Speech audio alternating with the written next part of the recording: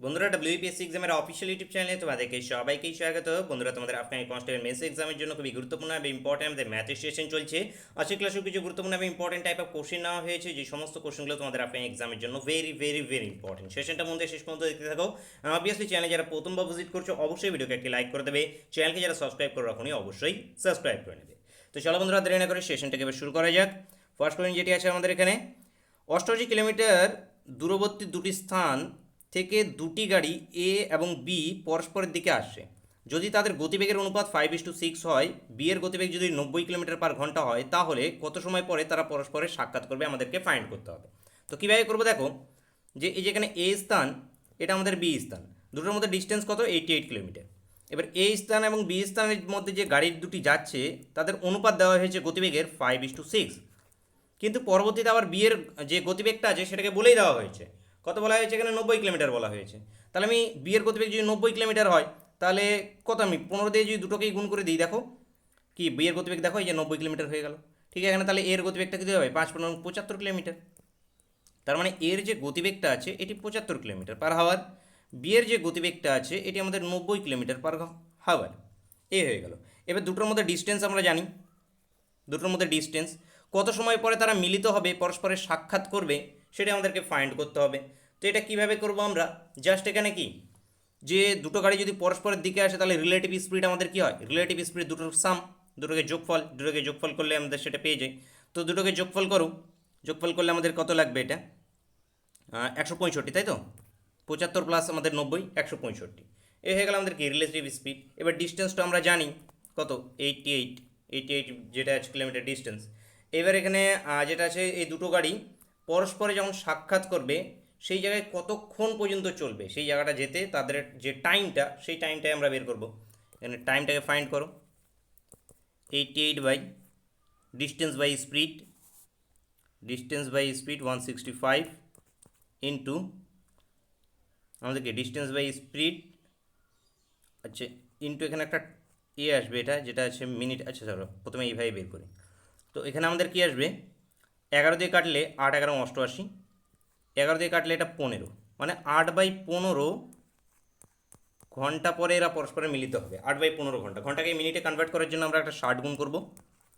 60 গুণ করলে 4 8 32, 32 মিনিট যেটা আছে, 32 মিনিট এরা যেটা আছে পরস্পরের সাক্ষাৎ করবে।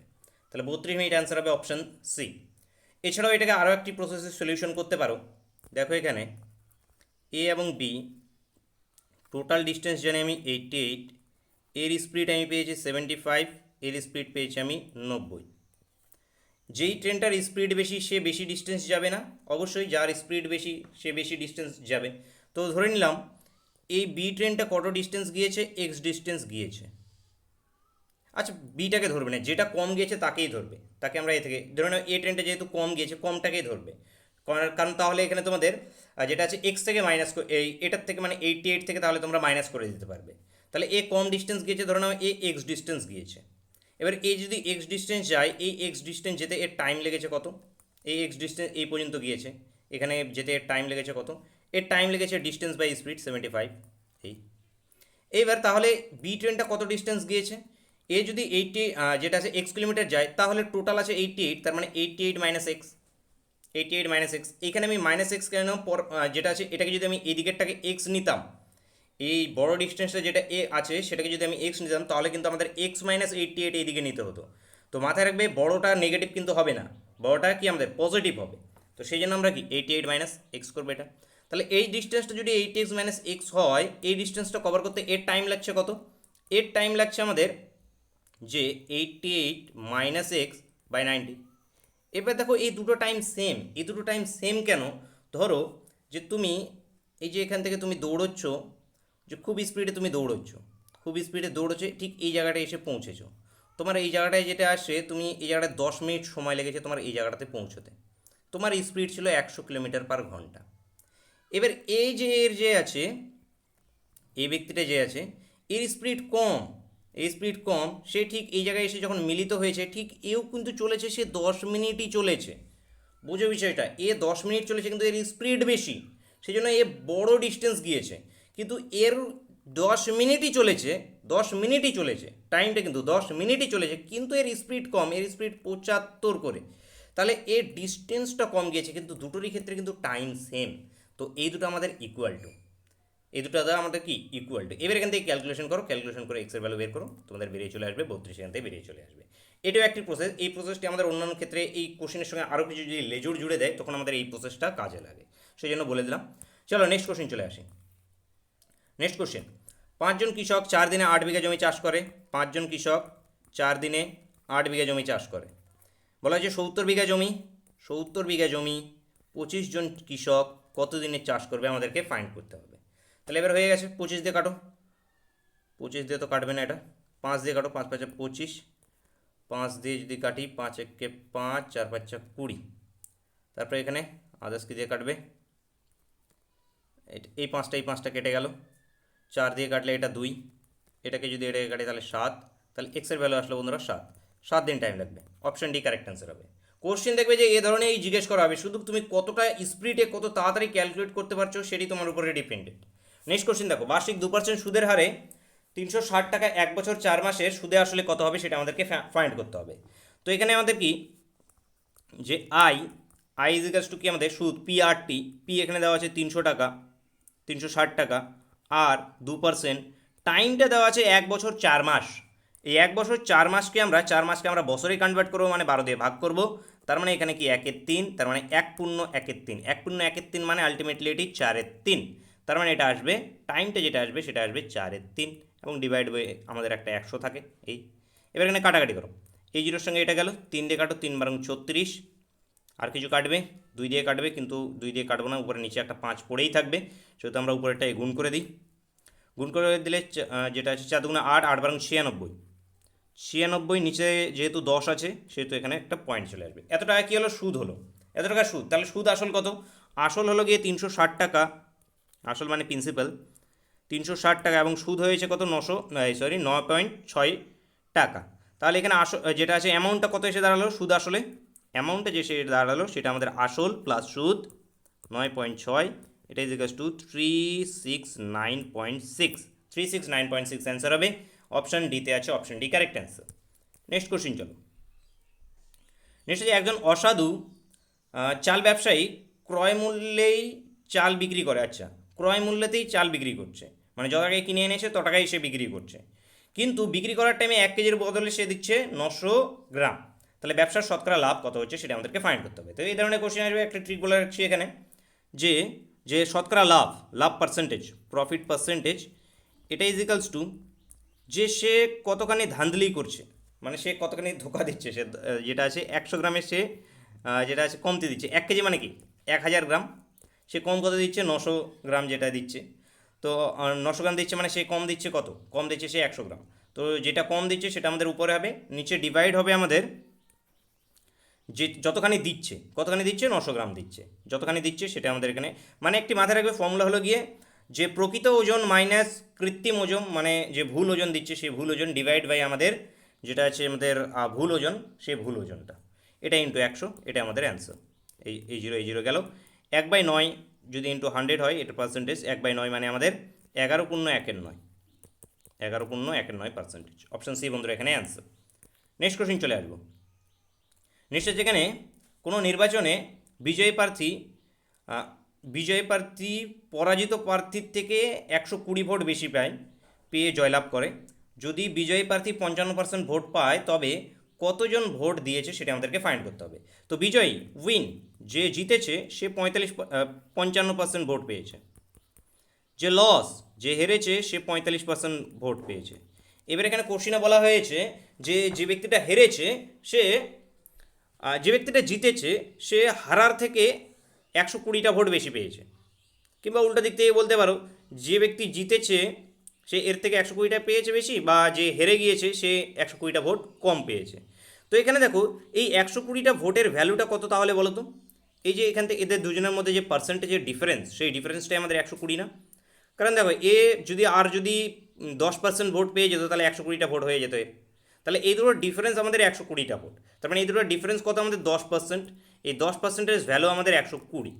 তাহলে 10% যদি 120 হয় তাহলে 100% 100% মানে আমাদের কি তাহলে টোটাল ভোট, তাহলে এখানে 120/10 ইন্টু 100, এটার সঙ্গে এটা 0 কাটলো, তার মানে 1200। তাহলে টোটাল ভোট সংখ্যা কত? 1200 টোটাল ভোট। অপশান বি বন্ধুরা এখানে অ্যান্সার। নেক্সট কোশ্চিন চলে আসো। নেক্সট দুটি সংখ্যার অনুপাত 2:5, তাদের যদি গসাগু এত হয় লসাগু কত হবে আমাদেরকে ফাইন্ড করতে হবে। একদম ইজি, 2x 5x সংখ্যা দুটোকে ধরে নাও। গসাগু কত এদের? HCF x, লসাগু কত এদের? 10x। দুটো সংখ্যার, এই দুটো সংখ্যার গসাগু কি? যেটা কমন সেটা গসাগু হয়, x কমন দুটোর মধ্যে গসাগু। এবং লসাগু কী হয়? নাম্বারগুলোকে গুণ করে দিয়ে এক্সট্রাকে বসিয়ে দাও। তাহলে এই গসাগুটা আমাদের কোশ্চিনে দেওয়া আছে কত? 10। তাহলে লসাগুটা কত হয়ে যাবে? 10 ইন্টু 10 মানে আমাদের 100 হয়ে যাবে লসাগু। অপশান বি বন্ধুরা অ্যান্সার। নেক্সট কোশ্চিন চলো।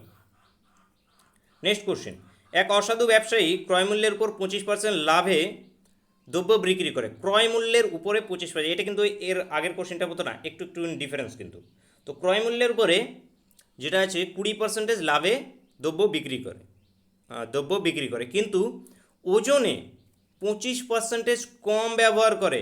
ওজনে যেটা আছে আবার 25% কম, ক্রয় মূল্যে যত কিনেছিল তার থেকে 25% বেশিতে বিক্রি করছে, আবার ওজনে আবার 25% কম দিচ্ছে।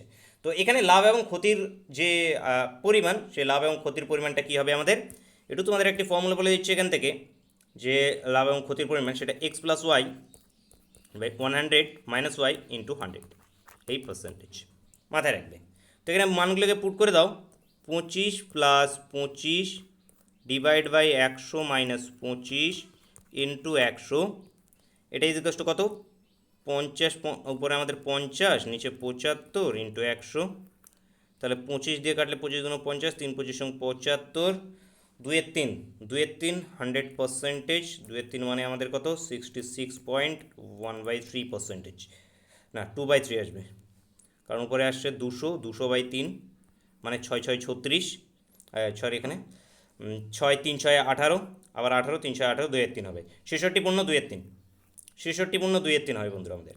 অপশানে এখানে কারেক্ট অ্যান্সার হবে। এগুলো আমি অধ্যায়ভিত্তিক ক্লাসেস কিন্তু করিয়েছি অলরেডি এই সমস্ত কিছু অধ্যায়ভিত্তিক ক্লাসেস করানো আছে।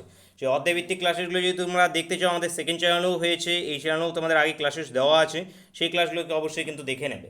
তোমাদের ম্যারাথন আকারে এর আগে ম্যাথের আমি ক্লাস দিয়েছিলাম, সেখানে তোমাদের অধ্যায়ভিত্তিক ক্লাসগুলোকে করানো হয়েছিল। অপশানে বন্ধুরা এখানে কারেক্ট অ্যান্সার। নেক্সট কোশ্চিন চলো। নেক্সট কোশ্চিন, যে একটি চৌবাচ্চা এ নল দ্বারা 5 মিনিটে পূর্ণ হয়, বি নল দ্বারা 10 মিনিটে খালি হয়। অর্ধেক জলপূর্ণ অবস্থায় নল দুটি একসঙ্গে খুলে দিলে কতক্ষণে 3/4 পূর্ণ হবে? তো প্রথমে আগে এই জিনিসটা বোঝো যে অর্ধেক জলপূর্ণ অবস্থায় ছিল, অর্ধেক এই যে জলপূর্ণ অবস্থায় ছিল। এবার কোশ্চিনে বলা হয়েছে যে কতক্ষণ খুলে রাখলে, এখান পর্যন্ত হাফ পর্যন্ত ছিল, হাফ পর্যন্ত আগেই ছিল অর্ধেক পর্যন্ত, এবং কতক্ষণ খুলে রাখলে 1/3 জল পৌঁছে যাবে, সরি 3/4 জল পৌঁছে যাবে। তার মানে জল অ্যাকচুয়ালি ঢুকেছে কোন জায়গাটা বলো তো? এই পর্যন্ত এই জায়গাটা তো অলরেডি জল ছিল, নিচেরটা হাফ অংশ, শুধু এই মিডিলের জায়গাটায় জল ঢুকেছে, এই মিডিলের জায়গাটায় ছিল। এবং মিডিলের জায়গাটায় কতখানি জল ঢুকেছে? এখান থেকে এই জায়গাটা হাফ অংশ জল, এবং এই পুরো জলটা এই উপরে এই যে উপরে যে দাগটা দিয়েছি, এখান থেকে এই জলটা 3/4। তাহলে এই 3/4 থেকে হাফ অংশকে বাদ দিলে আমাদের মিডিলের জলটা বেরিয়ে যাবে। তাহলে মিডিলের জলটা কত আমাদের? 3/4 - হাফ, এটা ইজিক্যালস টু আমাদের 3 - 2 মানে 1/4। তার মানে অ্যাকচুয়ালি এই দুটো মিলিয়ে কতখানি জল ঢুকিয়েছে বলো তো? জল ঢুকিয়েছে কিন্তু 1/4 জল ঢুকিয়েছে। এখানে তোমাদের 3/4 কিন্তু জল ঢোকানোর কথা বলা হয়নি, 3/4 পর্যন্ত পূর্ণ হবে বলে হয়েছে। দেখো 3/4 পর্যন্ত পূর্ণ হবে মানে এই পর্যন্ত পূর্ণ হয়ে যাবে এই পর্যন্ত। তার মানে অ্যাকচুয়ালি জল ঢুকেছে কত? 1/4 জল ঢুকেছে। এটাই আমাদের ইম্পর্টেন্ট, এই জিনিসটাই অনেকেই বের করতে পারে না, তো এই জিনিসটা একটু এখানে বের করে নিলে তাহলে এবার বাকিটা ইজি।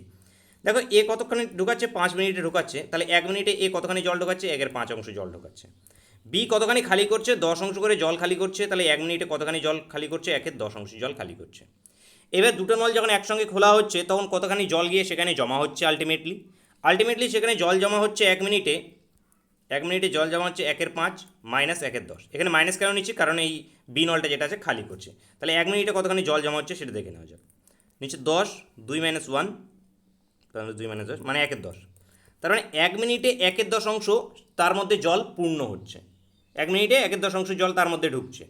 এইবার এখানে এই কথাটাকে যদি আমি উল্টো করে লিখি, মানে 1/10 জল ঢুকতে টাইম নিচ্ছে কত? 1 মিনিট। কতটাকে জাস্ট উল্টো করে লিখছি। এখানে কি বের করলাম আমি, 1 মিনিটে জল ঢোকে 1/10, তাহলে কি 1/10 জল ঢুকতে টাইম নেয় 1 মিনিট। তাহলে আমাদের জল ঢোকাতে হবে কতখানি, 1/4 মাত্র জল ঢোকাতে হবে। তাহলে 1/4 জল ঢোকাতে টাইম নেবে কত, তাহলে 1/10 জল ঢোকাতে যদি 1 মিনিট টাইম নেয়, তাহলে 1 জল ঢোকাতে টাইম নেবে 10 মিনিট, এবং 1/4 জল ঢোকাতে টাইম নেবে 10/4 মিনিট। তার মানে 10/4 মানে কত, 5/2। 5/2 মানে কত, এটা আমাদের 2 দিয়ে কেটে যাবে 2 মিনিট, 2 মিনিট 2 পূর্ণ হাফ মিনিট, 2 পূর্ণ হাফ মিনিট মানে কত, 2 মিনিট 30 সেকেন্ড। 2 মিনিট 30 সেকেন্ড বন্ধুরা, আমাদের 2 মিনিট 30 সেকেন্ড হবে অ্যান্সার অপশন এ। আশা করি যে বুঝতে পেরেছো, কোনো ডাউট থাকলে অবশ্যই কমেন্ট করে জানাবে। নেক্সট কোশ্চিন চলে আসবো। নেক্সট হচ্ছে দুটি সংখ্যার সমষ্টি 36, তার মানে a প্লাস বি দেওয়া হয়েছে 36, তাদের পার্থক্য 6, a মাইনাস বি দেওয়া হয়েছে 6। এবার এখানে আমাদের সংখ্যা দুটোর অনুপাত বের করতে হবে। তার মানে 2a = 42 যদি হয়, তাহলে a = কত, 21। a যদি = 21 হয়, যে কোনো ইকুয়েশনে মান পুট করে দাও, b = কী আসবে আমাদের, 36 - 21 মানে 9, 9 6 15, 15। তাহলে দুটোর অনুপাত কত আমাদের, 21:15। তাহলে এখানে কি 7:5, 7:5 অপশন বি অ্যান্সার হবে। দেখো দুটো অপশন দেওয়া আছে, 5:7 দেওয়া আছে, 7:5 দেওয়া আছে। এখানে কিন্তু আমাদের প্রথমে এ কে নিতে হবে, পরে বি কে নিতে হবে। কেউ আবার যদি ফুট করে আগে বি কে বের করে ফেলে, তাহলে যেটা আছে তার 5:7 অ্যান্সার বেরিয়ে চলে আসবে। তাহলে এখানে আমাদের অ্যান্সারটা কী হবে, আমাদের অপশন বি এখান থেকে কারেক্ট অ্যান্সার হবে। নেক্সট কোশ্চিন চলো। নেক্সট কোশ্চিন, একটি বৃত্তের ব্যাসার্ধ যদি 10% হ্রাস পেলে বৃত্তটির ক্ষেত্রফল কত হ্রাস পাবে। তো কীভাবে করবে এখানে আমরা জাস্ট পার্সেন্টেজ চেঞ্জের যে ফর্মুলা আছে, পার্সেন্টেজ চেঞ্জের ফর্মুলা অ্যাপ্লাই করে দিলে আমাদের হয়ে যাবে কি, 10% হ্রাস পেয়েছে, 10% হ্রাস প্লাস আমাদের 10 × 10 / 100। এখান থেকে 0 গেল, এই 0 গেল এখানে, তাহলে -20 + 1, এটা ইজ কত, -19%। -19% মানে কি, এখানে মাইনাস ডিনোট করছে হ্রাস হচ্ছে, কত পার্সেন্ট হ্রাস হচ্ছে আমাদের, -19% হ্রাস হচ্ছে। অপশন সি বন্ধুরা এখান থেকে আমাদের কারেক্ট অ্যান্সার হয়ে যাবে। আশা করি যে বুঝতে পেরেছো, কোনো ডাউট থাকলে অবশ্যই কমেন্ট করে জানাবে। তোমাদের আজকের ক্লাসটা এই পর্যন্তই থাকছে, দেখা হচ্ছে নেক্সট ক্লাসে। Thank you for watching.